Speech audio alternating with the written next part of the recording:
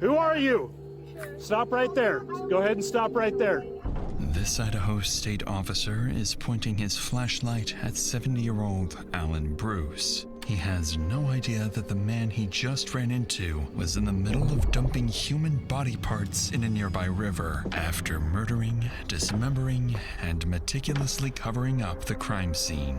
Joe Jerome, I'm in the house in your mouth. Joe Jerome's in the house in your mouth like ooh, ooh.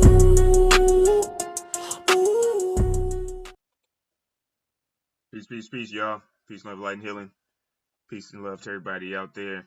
You know who it is. It's your boy Romy Rome in the house, in your mouth. Joe Jerome in the house, and I'm in your mouth like ooh, ooh. Say it, dude. I say ooh, ooh, ooh. I say it, dude. I say ooh, ooh. I say it, dude. I say ooh, ooh, ooh. Hey, peace and love, y'all. We are back at it with another. You see, I said we, me and him, back at it with another video. This video is cop runs into serial killer dumping body parts in river. Oh no, I don't know if I should have read that in front of you, my dude. Like, what are you doing? I'm fine, Dad. I'm fine. Okay. I'm not scared at all. Okay, good. But before we get into this video, make sure you call a friend, tell a friend, call a friend, let them know. Romy Rome is in the house, in your mouth. Jojo Rome, I'm in the house, and I'm in your mouth. Keep your mind right, keep your mind tight, keep thriving and surviving, and keep your vibes high. Hopefully y'all had a good day today. Continue to have a good day. Have a blessed night. Let's jump right into this video. It ain't got no background, but blacked. It's blacked out. No. I know. All right, you gonna go see Mom? Okay, so Oh my what goodness. are you doing? Got a little fever problem going on down here, and I just wanted to make sure you weren't snack eyes. All right, so you're just trying to keep an eye on stuff then. Yeah, excuse me for if I got you excited. All right. After Alan walks away, it would take investigators days to discover exactly what he dumped in the river, leading them through a twisted maze of misleading clues and disturbing discoveries, and what might be the worst crime these small-town officers will ever uncover. Oh, it stinks bad. You can pick your friends and you can pick your nose, but you can't pick your family. There is no body found. He was reduced down to nothing. Oh my goodness. Yo, that's one of them like old country sayings. You can pick your friends, you can pick your family. You can pick your nose, you can pick your friends, but you can't pick your family. That's like, if you think about it, it's kind of deep, man, because it's true with a lot of people. Family ain't always blood. It's who you choose. It's a routine late spring in central Idaho. Tucked deep within its mountains sits the remote town of Chalice, a place surrounded on all sides by rugged terrain and long stretches of wilderness. And at the center of it all runs the Salmon River, better known as the River of No Return. The small town of Chalice is home to fewer than 1,000 residents. Oh, wow. Crime rates here are remarkably low, and serious violent homicides are unheard of. But that's about to change, because a heinous crime happened somewhere in this town, and what's left of it now is in the Salmon River, waiting to be found. The investigation begins on an early Saturday afternoon, less than a year ago, when an elderly woman walks into the local police station to report someone missing. When he's upset, I'm just surprised he hasn't been back to see. That's why I'm concerned. Yeah. Do you know what he was wearing last when he left? Pair of boots, blue jeans, and I think it was a dark t-shirt and baseball cap, and he's got a little pug rider that is with him everywhere. Who is Patrick to Just you? one of my dear kids that I've taken under my wing. Okay, so not biological. No. Okay. There's a picture. Yeah, picture, okay. Does this picture resemble what he looks like right now? His beard is a little fuller and his hair is in better shape than that. The man in those photos is 47-year-old Patrick Shelton. his adoptive mother, Helen, goes on to explain that Patrick spends most of his time up in the mountains, cutting and selling firewood, often late at night. He's got a chainsaw, usually at least one weapon on him, and his dog Ryder is always by his side. In most missing person cases, it takes days before investigators get a solid lead to work with. But in the town of Chalice, that process is about to be cut short.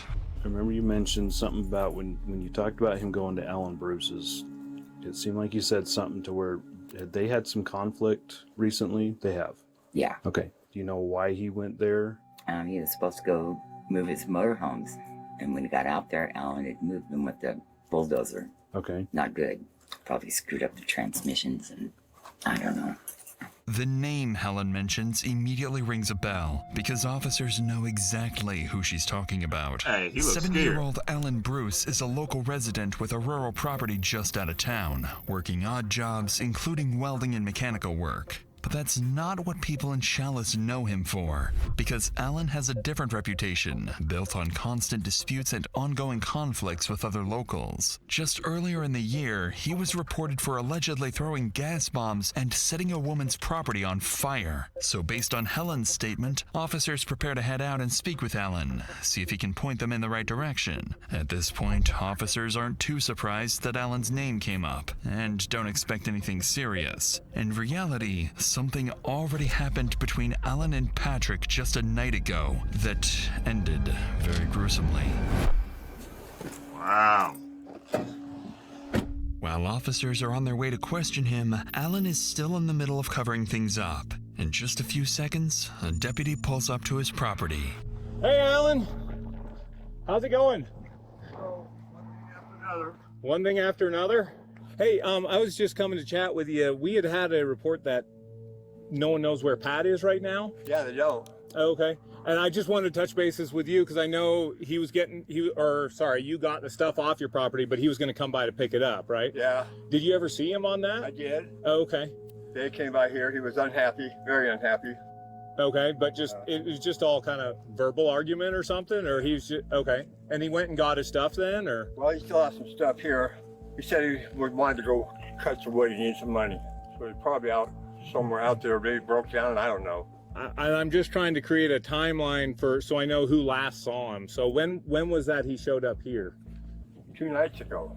2 nights ago? 3 nights ago. Let's see, Can't what is remember. Thursday night? Okay. In the middle of the conversation, the deputy notices something off about Alan's demeanor. His responses are short, controlled, almost rehearsed. But as the deputy continues asking questions, things start to feel even more strange. And then, did he hang around here long, or did he just go right over? Back and forth.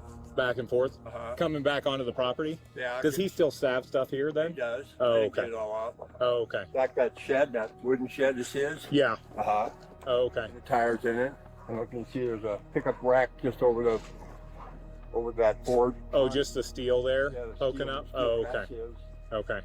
So he, Wooden rack over there in the back of the trackers, like that. this, okay, Tires. just kind of bunch of crap laying around? Right. Okay.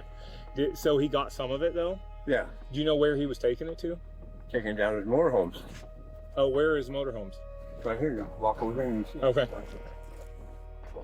Oh, there? There's his Ram Charger and another one's in front. The motorhome Alan is pointing to does indeed belong to Patrick, but more importantly, it holds items that might explain what really happened to him. Alan goes on to explain that he moved Patrick's motorhomes himself because of the ongoing disputes and problems between the two, which sounds normal considering they're frequent business partners. But as the conversation continues, the deputy takes note of Alan's shifting body language and quietly requests another officer to the scene. There's a noticeable tension in the way Alan carries himself. This is because while he's speaking to the deputy, his sole focus is on the barrels sitting just a few feet away, with Patrick's dismembered body parts hidden inside. No way.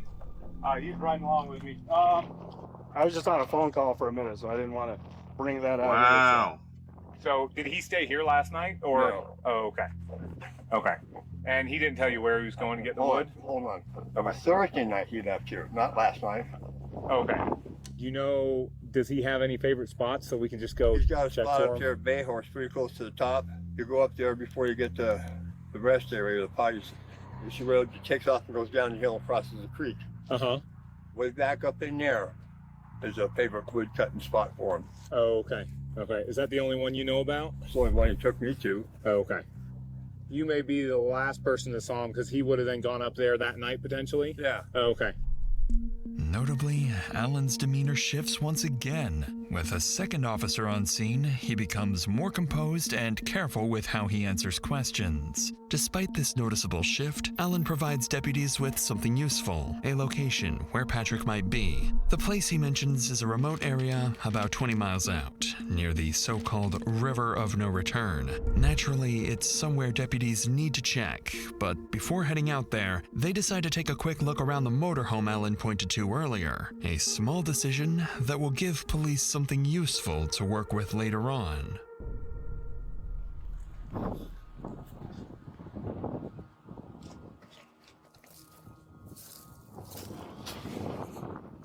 The doors are ratchet strapped closed.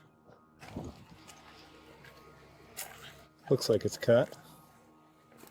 Are these your footprints? No. Maybe take a photo of those. Yeah, that one looks open. That looks... I think it looks cut. If that is a deadbolt, but that's an additional. I'm assuming Alan had to access it to put it in neutral. Technically, you could be looking at unlawful entry.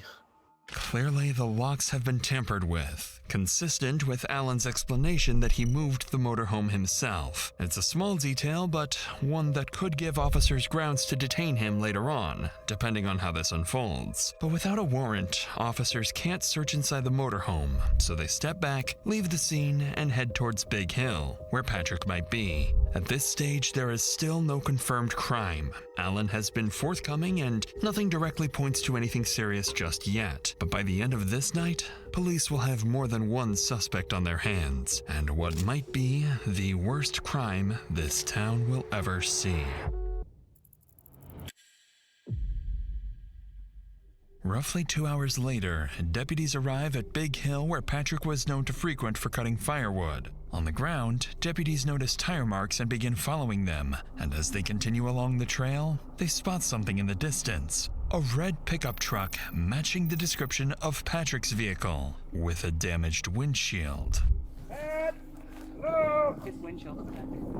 Yeah, I think that's normal. I believe so. Hey, Pat! Pat! Pat, it's the Custer County Sheriff's Office! Can you hear us? Dog's in the seat. Alive? What was the dog's name? Ryder. Ryder, buddy. Ryder. It awake? No, that's not moving. Dog's been in here a while. He's messed himself. Oh, he's moving. It's definitely a he, by the way. Hi, baby. I'm here, okay. We're gonna get you some water, okay? Where'd he go? Where did he go?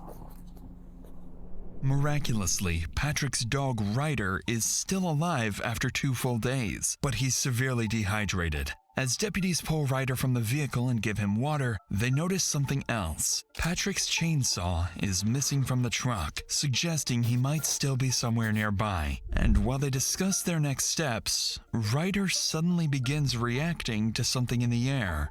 Dogs like Ryder have a sense of smell up to 100,000 times more powerful than humans, comparable even to trained police canine units. Without realizing it, officers have stumbled onto their strongest lead yet, and Ryder might guide them directly towards the answer they're looking for. Poor buddy. What's up? No. Okay. So that makes me think he could be down lower if he would, because his chainsaw's not here. Yeah. He always has his Wanna go down for a chainsaw. walk? I'm thinking so. I'll go with you. I kind of want to walk down there and see if his behavior still points that way. Right. Let's walk him. Come on.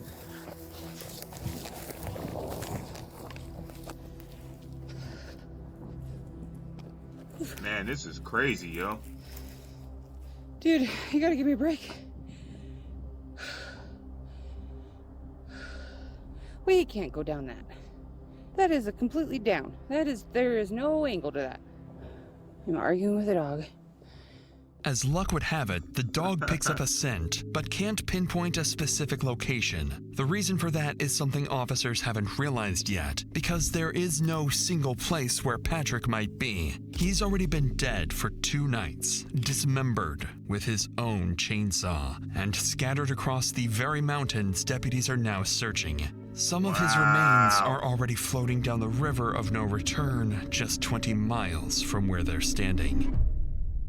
None of this is apparent to deputies yet, so they decide to take a closer look at Patrick's pickup truck for any additional clues. What they notice inside is very sketchy. Dark red staining across the interior, heavily soaked towels on the driver's seat, items marked with blood, and a discarded mail letter with the name Ellen Bruce on it. Something violent happened here, and the more deputies think about it, the more obvious what happened to Patrick becomes. So before the evening ends, they secure the scene and return to town where they talk to other acquaintances of Patrick who collectively make one thing crystal clear. Alan had an ongoing feud with Patrick. He recently moved his motorhome using heavy equipment and damaged it in the process. And he's the only person anyone can think of who might want to hurt Patrick. Hey, just real quick, if he dismembered him and put him in a salmon-run river, do you not think, I do, that the salmon were like nipping at the pieces, body parts, whatever you want to say? I don't know what I can say on YouTube. They might flag my video. But I would think that the salmon would be nipping at it. And then if those salmon are continuing to do their run, and then people who catch the salmon and kill the salmon turn around and sell the salmon and then freeze the salmon, then somebody buy the salmon, and then they eating Alan. Not Alan, the other dude. That's how I be thinking, man. I'm like, man, if this happened and that happened and that happened and this happened, and that's just what, like, man, bruh, how can some people, man, this is a long video too. With that in mind, Crazy. Investigators formally identify Alan Bruce as the primary suspect in Patrick Shelton's disappearance. But the reality and discoveries awaiting investigators in the coming hours are anything but straightforward, as they'll soon find themselves investigating more than one suspect. For the time being, though, search warrants are requested for both properties, and Idaho State Police are called in, bringing in a team of experienced detectives. However, as the multi-agency effort is underway, someone in town is simultaneously running their own homicide cover-up operation. As night falls, Alan moves quietly, continuing to dump body parts and evidence in the river and burning anything that could tie him to what he's done.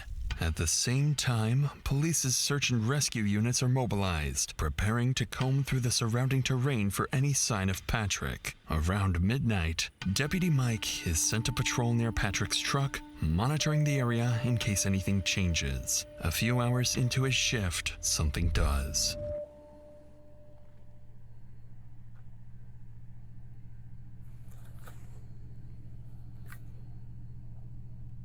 Hey, he's so calm and Who are cool, you? just like nothing happened. Stop right there. Just go ahead and stop right there. So what are you coming out here for? That guy there, Patrick Shelton, that's his stuff. I kind of looking after a little bit. Okay. Car down here, and I tried to come down here and investigate, see if someone was ripping him off. Okay. I didn't know it was you guys. Okay, well, I turned my lights on, and you still were shining your light at me. Yeah, you had your lights on me. I couldn't see where I was going. Okay, I'm saying I turned my red and blue lights on. Yeah. And you were still spotlighting me, and then I instructed you to turn it off. I don't like lights in my eyes about as much as you don't. You know, you had yours and mine, so I guess we're even. No, it's not even. Okay, so what are you doing? You're just keeping an eye on Patrick Shelton. Okay. Got a little fever problem going on down here, and I just want to make sure you weren't that guys. You having a little what problem? Thieving. What? Thievery. thievery. Okay. Talk to Ethan Kelly about that. He'll tell you. Okay. All right. So you're just trying to keep an eye on stuff then. Yeah, make sure nobody's ripping shit off down here. Okay. So, excuse me for if I got you excited. All right. 270, 240. Hey, We can calm down. I'm code 4. Out dude, here, quick on in thoughts. complete darkness, Alan Bruce Complete lies. suddenly appears. Nothing about this encounter adds up, because at this point, Alan isn't just the last person to see Patrick alive. He's been in a dispute with him, moved his motorhome after he disappeared, and now he's out here in the middle of the night claiming he's checking on Patrick's property and protecting it from theft. In reality, he came here to finish what he started, to destroy evidence he didn't have time to deal with earlier when deputies interrupted him.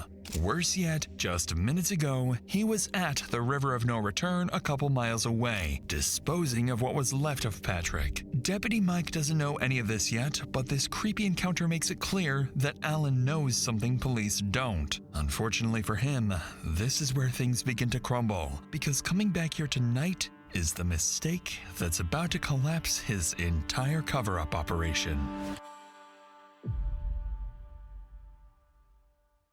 In the early hours of the following morning, investigators used the overnight developments and the encounter with Alan to accelerate the approval of search warrants. With everything they've seen so far, it's clear Alan knows something they don't, and they need to find out what that is. To do that, they put a plan in motion. First, get Alan off the property, search it, and if any hard evidence is found, bring him back and confront him with it. So while detectives get the search warrants approved, one deputy is sent to Alan's property with a simple objective: get Alan into the car and keep him away from the property to avoid destruction of any evidence. Alan, on the other hand, believes he's already taken care of all the incriminating evidence and that there's nothing left to find. When Deputy Kelly arrives at the lot, Alan has no clue how quickly his entire cover-up plot will come crashing down on him. Hey, Alan. How's it going? Hopefully your day's a little better than when I last ran into you. You said everything was... Well, your truck's still broken down, I guess, so maybe that's not the case. Doing all right? You can just hop in the front there. Sure hope he turns up. We've got unfinished business. Yeah, he's still got stuff on your property too to get off too, huh? So, I mean, y'all were getting along for a while there, but then, what happened there even? He just started accusing you of stuff, or? Yeah. And there was nothing I could say to convince him that it wasn't. Well, I appreciate you being available to just chat with them a bit more. They're the professionals. They've got questions I probably didn't ask you. Okay. Even as the deputy tries to subtly probe for more information, nothing useful comes out of it, and Alan sticks to his story. Interestingly, though, Alan appears noticeably more relaxed, likely because he's confident that there's no way police can tie him to a crime. Roughly 30 minutes later, deputies and detectives arrive at the property. While Alan waits inside his car, the discovery of the evidence he failed to cover up starts with Patrick's motorhome.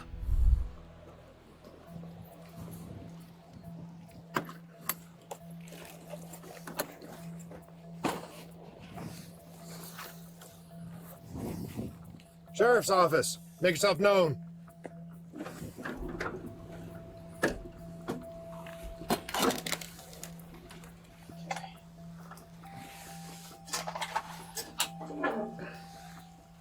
What this is. Got a gun case?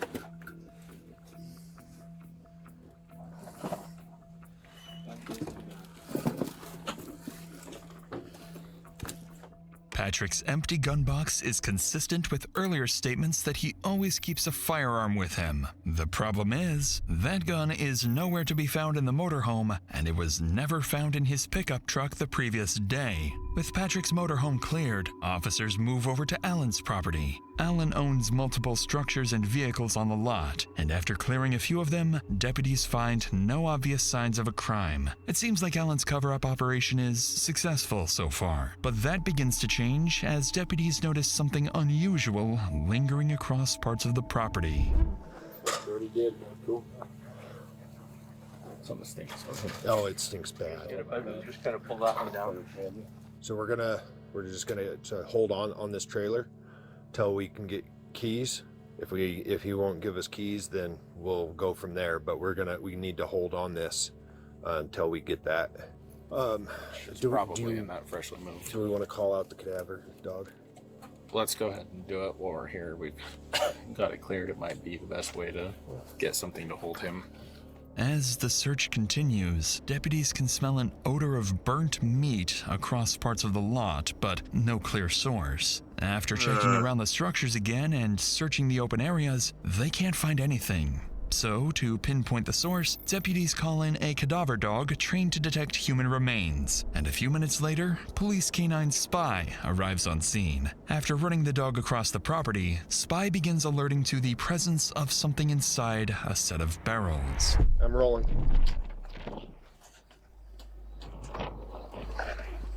Cleaned out. Yeah. Okay, so it's not looking, yeah. Yeah. No, we got our window. In a burned moth. Ah. Latex gloves, windows. Mm-hmm. And doggy treats. I'm gonna get a backed up picture. Okay, yeah. Inside the barrel, officers begin to uncover what Alan tried to hide. Broken window glass of a car consistent with a bullet impact, latex gloves, and traces of blood on the filter of a vacuum cleaner. After searching other barrels, officers find night vision binoculars, Patrick's baseball cap marked with blood, and most concerning of all, bone fragments and suspected human remains on multiple pieces of clothing. Additional items are recovered as well, including ammunition and magazines, but no firearms, suggesting the weapons may have been moved or hidden somewhere else. Among the findings, detectives note the missing firearms, the lack of any intact remains, and the speed at which the scene appears to have been cleaned, something particularly peculiar, leading them to consider that Alan may not have acted alone. After these discoveries, Alan's property is officially treated as a crime scene. The area is secured and forensic examiners are called in to process the evidence. Detectives now have the hard evidence they need to confront Alan, but while they prepare to do so, an unexpected development happens when Alan's younger brother Larry suddenly shows up at the scene. Hours earlier, police received an oddly timed phone call from him, claiming that if anything happened to Patrick, it was his own fault. Not only that, Larry made additional statements about Patrick that led detectives to question whether they might be dealing with a second suspect. You know, he's been stealing shit of my brother's, and he said Pat's threatened him and waved a big-ass gun at him. Somebody else said that he's a straight-up thief. Shelton's an opportunist. He's going to take advantage of anything that he can, you know, if he thinks he can get away with it. Right. Okay, so he was kind of concerned Patrick might do something stupid, use a gun or something. Concerned Pat's going to kill him, you know? Right. On the call, Larry made it clear that Patrick was the aggressor and the one who had been threatening Alan, leading investigators to suspect he might know more than what he shared on the phone. So naturally, their suspicions rise when he arrives at the search warrant scene unannounced. Once detectives begin speaking with him, Larry seems confident he can prove that Patrick was the problem. Howdy. How's it going? And you are? I'm Alan's brother. Okay, I'm Sergeant Tuttle with the State Police. So obviously, your brother got himself in a lot of trouble. That's what it sounds like. It's starting to rain. You want to go in the trailer? We can go sit in the trailer where we're not getting rained on. You said that Shelton? Is that the guy's name? Patrick Shelton, yeah. Okay. And he was threatening your brother, right? Right. And so is that something your brother told you, or do you have other knowledge of that? That's something my brother told me. My brother said, hey, he pulled a pistol and waved it in my face and threatened me. And how long ago did your brother tell you that? About a week? That was probably about 2 weeks ago. Okay. You know, if somebody was waving a gun at me, you know, I'd probably be, you know, wanting to have something to defend myself too, you know. Right. But, you know, my brother had been asking Shelton to move for months. Okay. And Shelton was like, well, f*** you, you know, basically. So my brother took the little road grader, the little dozer, and pulled his stuff and put it out here on the other Oh, side Shelton of the fence. stuff. Is this something your brother told you, or is this something you saw?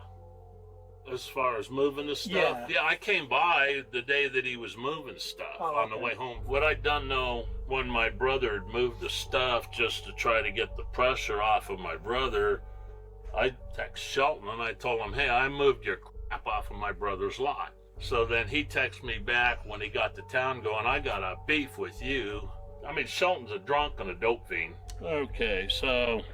Oh, wow. I told him you're f***ing up, not getting your junk off my brother's lot. That was off Alan's lot. That was May 3rd. Okay. He goes, I'm trying. I'm broke down, trying to get a ride. Then you said, never mind, I moved it for you. Give Alan back whatever you took of his. Yeah, he goes, who is this? Alan's brought the beef to me anyway. I don't have any of his. Well, Alan kept showing me pictures of stuff that was, you know, where it was and missing. And Patrick was like one of the only people in here. So, Archie, I have a beef with you too. Okay. Let's put, bring your beef. We know who you are, drug addicts. Just remember, you me with all of us. And I'd taken pictures from the sheriff's office parking lot thinking that, well, maybe he'd think I'm a sheriff and maybe he'd pack his, you know, or leave Alan alone and get the f*** out of town, you know? So I put, with me, with all of us, you'll lose. Best thing for you to do is pack up and leave Custer County and don't come back.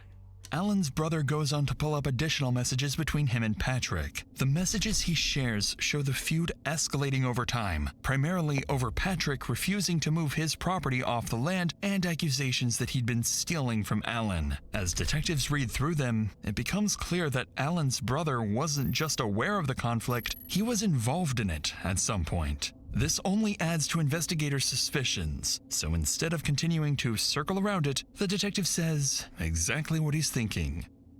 Yeah, it's... And no sign of Shelton, though, huh? Find a body or anything? Or There's signs of Shelton, just not living signs of Shelton.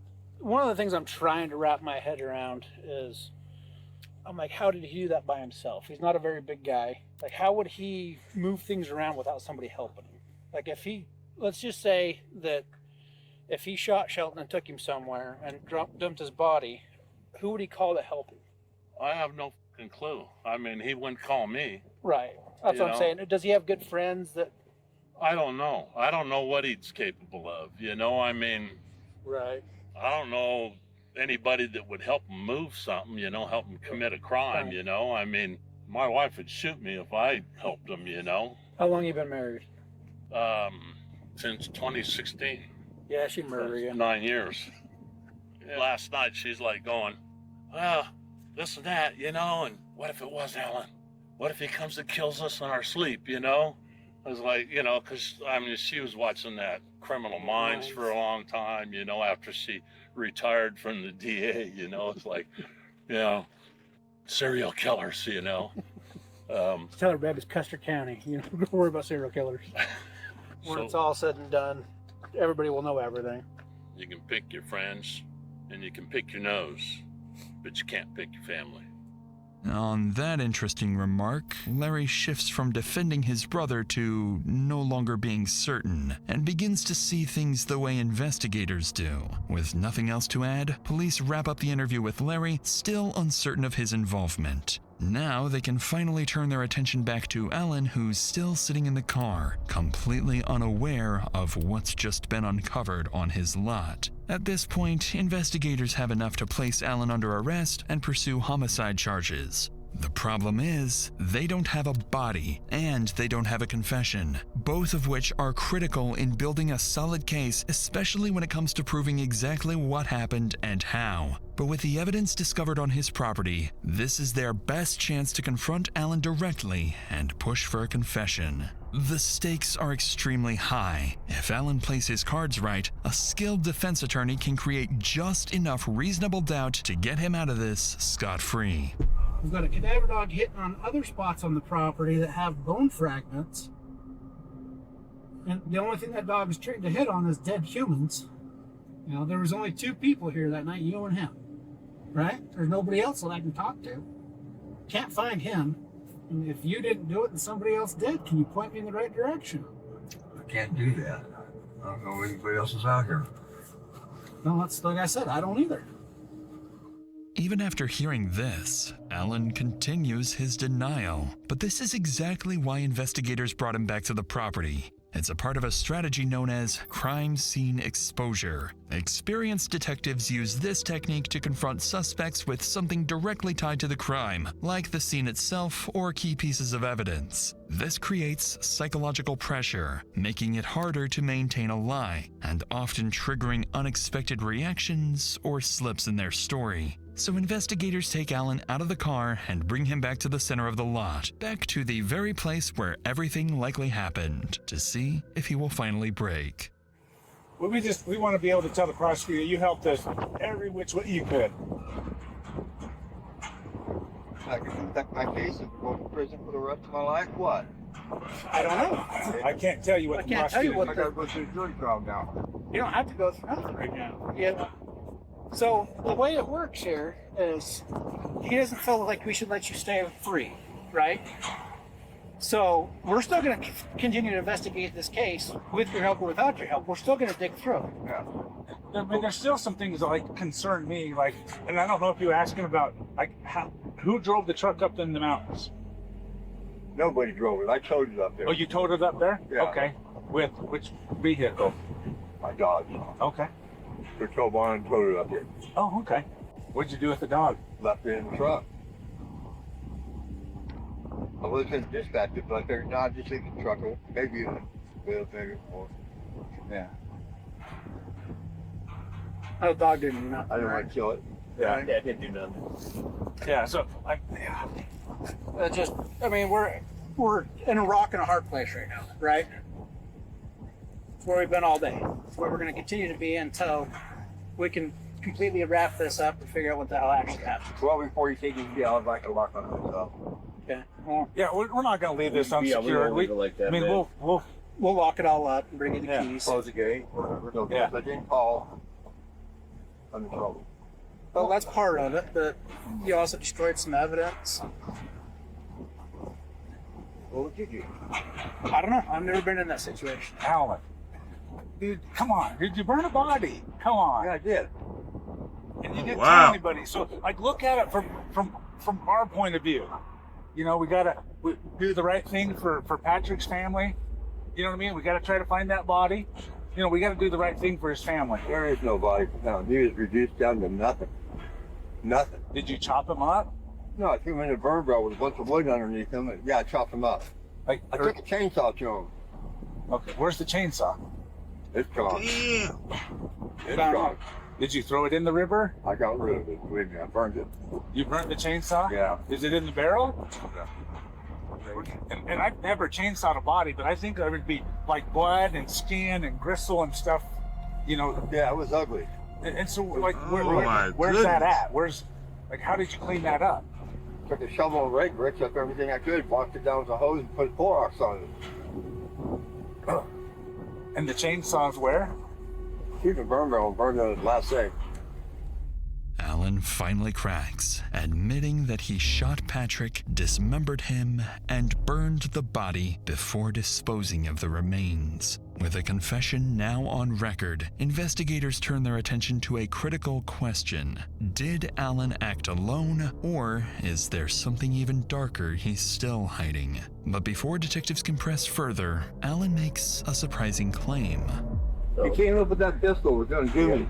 And we're not arguing. We're not arguing that point. We're just trying to figure out like what you did with the body, how you did it, and where it's at. If there's anything left. Not much. Did you have any help with it?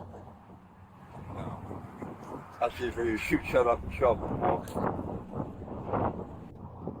Do you see our point? I mean, what we're trying to do at all, Alan? I tried to hide it and get away with it. Yeah. And like I said, we're just trying to, you know, get some closure for his family and present the picture so that everybody understands why you did what you did. Said, you better pull the trigger. Mother things coming up with the gun. At that point. It was me or him, but Despite Alan's claims that he killed Patrick in self-defense, it hardly explains the brutality and concealment that followed. Following this, Alan is arrested and charged with first-degree murder along with multiple additional charges. Later that day, dive teams and officers are sent to the river area where Alan claimed he dumped the remains. But despite extensive search efforts, nothing of evidentiary value is recovered. In the days that follow, police obtain a warrant to search Alan's phone, where they find the most critical evidence in the case. On Alan's phone, detectives find a hostile exchange from May 7th where Patrick texts Alan, "You will be seeing me soon. Make your peace." And Alan responds, "Never be at my place after dark or else." But it's in the camera roll where they find what they had been unable to locate for days. A photo of Patrick, dead inside the cab of his truck with his silver pistol next to him. The photo was taken at 6:25 a.m. on May 8th. When asked about it, Alan claims he took the photo as proof, in case he ever needed it. A couple months later, in July 2025, police receive a call from fishermen reporting a burn barrel floating in a different area of the Salmon River. Officers and divers recover the barrel and transport it for forensic examination, but no human remains or items linked to Patrick are found inside, likely because everything had already been destroyed or lost in the River of No Return. As for the missing firearms, investigators later uncover both the rifle and Patrick's silver pistol at the residence of an associate of Alan. The man claims Alan brought the weapons to him, asking him to sell them. And with no evidence tying his associates or his brother to the homicide or the cover-up, investigators determine that Alan acted alone. In October 2025, Alan's initial charges were reduced to second-degree murder and destruction of evidence after Alan entered an Alford plea, meaning he maintains his innocence while acknowledging that prosecutors have enough evidence to convict him. In November 2025, a judge denies Alan's last-minute attempt to withdraw the plea and sentences him to 20 years in prison. He must serve at least 10 years before becoming eligible for parole, meaning he will get a chance to walk free in his 80s. But given the severity of the crime, there is a very real possibility he never leaves prison at all. Wow, wow, wow, wow, wow. That is an elaborate, crazy story. So, bad feud, bad blood, turned out really bad. This guy went through the utmost to try to, and he almost got away with it, to try to get rid of evidence. He got rid of a lot by throwing it in a river that has a strong current. And like I said, if them pieces and parts is gone, that means the fish in that water was eating whatever was floating around in there, which is pretty nasty, man. Make you probably not want to eat salmon for a while, because you you don't know what's in that salmon and a couple of parasites. But to go through all that, and then finally just give in, it I mean, his conscience got to him, I guess. I don't know. You don't never know what's going on through the minds of a killer. You don't think some people are killers. Maybe he really thought that his life was in danger and he had to do it before it was done to him. You know what I mean? Like, you threaten somebody and you say you got a gun and I'm coming over, make your peace. That's gonna put you in a certain mindset. Like, nah, this, and then Idaho, out in the country, no, in the middle of nowhere, so probably like old Western times. Like, yeah, all right, quick draw, McGraw, draw your gun out here, and we gonna see what's gonna happen. So, crazy story. At least they found out who it was. At least he confessed. To throw your life away at that age, you know what I mean? Like, you gonna get out when you 80. There's nothing like, or maybe not get out. You may die in prison. You never know. Like, your life is done. You know, over something as little as getting your property off my property. Get your trailer off my property. And you know, other little things, you're a drug addict, all that stuff, I get, but you got to be careful what you say to people. You got to be careful how you talk to people because you don't know how that person's going to receive it and how they're going to respond. All right. This was a long video. Hope you enjoy it. Drop comments down there in that comment section. Let me know what you think about it. Let me know if you think Alan was justified or he just was like, hey, it's either me or you. Okay. Call a friend, tell a friend, tell a friend, call a friend. Let them know Romy Roma's in the house, in your mouth. Jojo Roma, I'm in the house, and I'm in your mouth. Like, ooh, ooh. I say, ooh, ooh, ooh. Peace, love, light, and healing. Peace to the gods, peace to the earth. Keep your mind right, keep your mind tight, keep thriving and surviving, keep your vibes high. Check those mentals, emotionals, spirituals, and physicals. And y'all have a good night. All right. Be easy.